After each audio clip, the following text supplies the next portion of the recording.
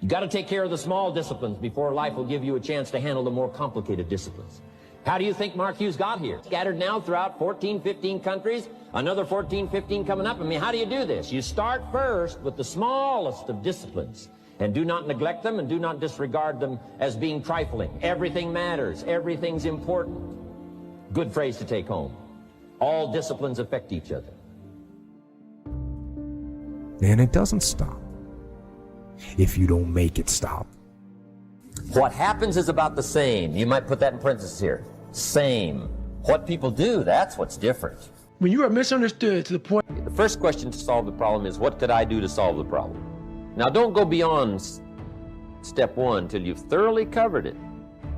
Then just make a list of some of the potential answers. Here's the first one, here's the second one, here's the third one. I could do this, or I could do this, or I could do this. You're afraid. There are many different shapes and sizes. When it comes to fear, people are afraid of everything that's out here in certain areas, forms, and fashion. We all fear something. I fear it, you fear. We all fear something. But that doesn't make you a bad person. That doesn't mean that you're worthy less of something.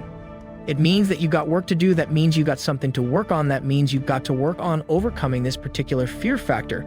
And you need to push yourself a little bit harder in understanding that you can do it. Don't let fear control your life. Don't let fear tell you what to do. Don't let fears put you in a position that you feel that, hey, I'm done, and you just throw your hands up and you want to quit. Let fear do what it needs to do, and you just do what you got to do. Everything can happen. Anything can happen. But it's not the happenings. It's what you do about it. Somebody says, yeah, but you don't understand the disappointments I've had. Come on. See, a lot of people pretend that they want more out of life. But all you have to do is watch their actions. People tell you, oh yeah, one day I want to have a restaurant. See, they're pretending they want to go into business for themselves. They're not serious. How can you tell, Les? Watch their actions. Watch what they're doing. The proof is in the pudding. So if you want to do something, if you thought about something you want to do, take it. At the gym. What's wrong? You will never understand what is wrong with me. When people don't understand you anymore, you're in that spot of obsession and drive. I don't want to talk to you, man, because you're not going to get it. Not the smartest person in school. I had that issue. So my big thing was how I addressed that problem was each thing that is wrong with you has to be a focal point. You can't look at this gigantic list and say, I got to change all this shit. My God, this is crazy. No, you take off the first one. I want to be smarter. For me, that was my thing. I have to become more intelligent. I have such a severe learning disability, man. I can't retain shit. Decide that you're going to start looking at it, start doing research on it, start tackling it, start becoming involved in whatever and wherever it might lead you to begin to explore the possibilities in that particular thing that you're seeking so that you can begin to learn all you can about it. So recognize. Recognize the excuses are not valid. They're trumped up. They're conjured up. They're fabricated. They're lies. And how do you stop the lies? You stop the lies with the truth. The truth. The truth will set you free. The truth will stand, and the truth will deliver you from procrastination and laziness and the downward spiral that comes with a lack of discipline. I had to now get that one thing and then strategize in that one problem. How can I do this? I'm not going to learn like you. I'm not going to learn like anybody else. How am I going to figure this out? So I then figured out, okay, where are my strengths here? Where are my weaknesses in learning?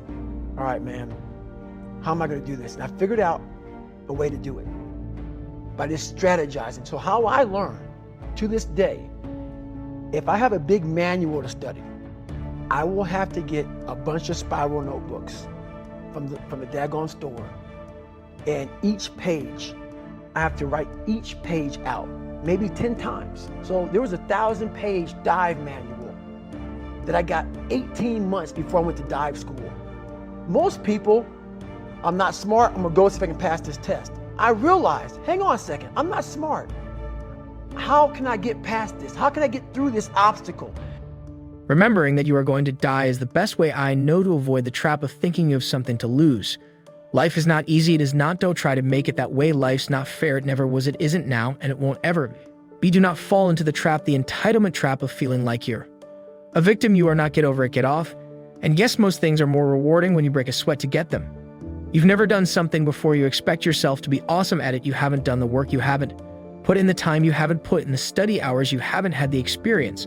But you expect to be good, and because you expect to be good, but you know you're not going to be good, you don't do anything you want to be. As long as somebody is encouraging you, as long as somebody's coaching you, as long as somebody's pushing you, as long as somebody's prodding you, you're doing what you're supposed to do. As long as somebody's calling you, as long as someone is enticing you, as long as somebody's giving you rewards, you're moving. But as soon as that stops, you stop.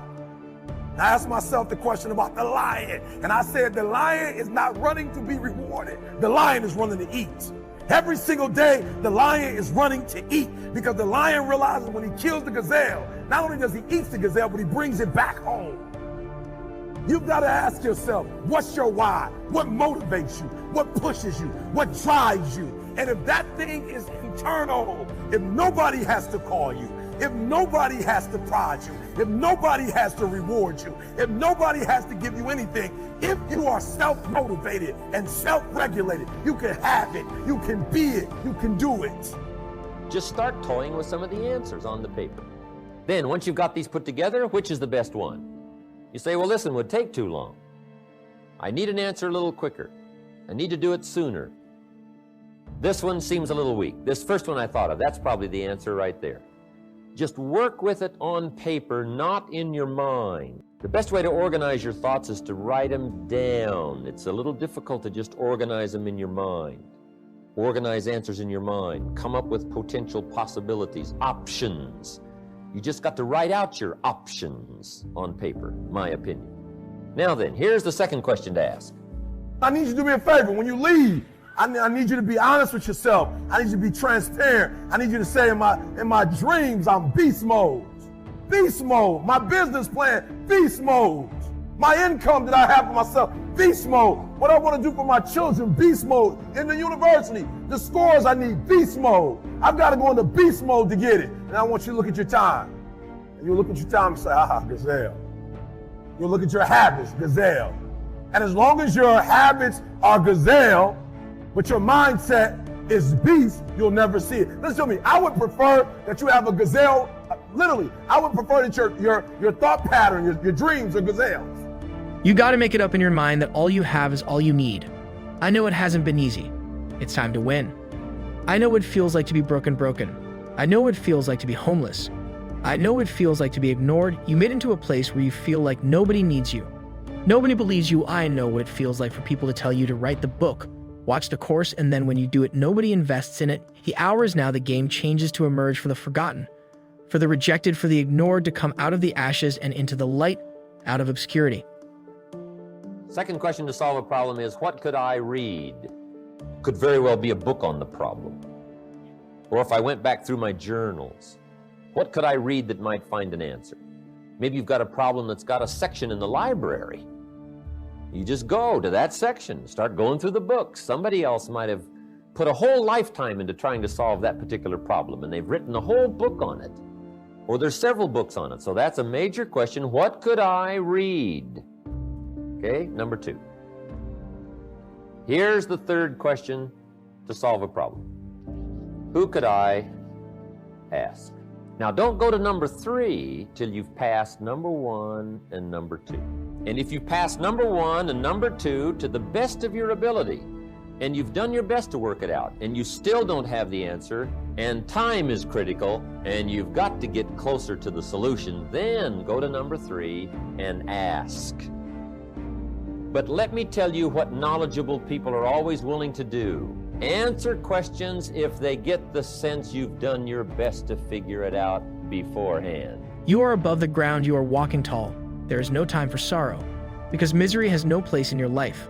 The mind is a powerful weapon, because no matter what's happening, your mind does matter, and if you put the wrong things inside of your mind, the best things won't come out. The best of you won't show up. You feel that all you know is sorrow. Why do you allow misery to handcuff you, to chain you down, resurrect yourself from the pit of darkness? Because misery doesn't have the right to control your life.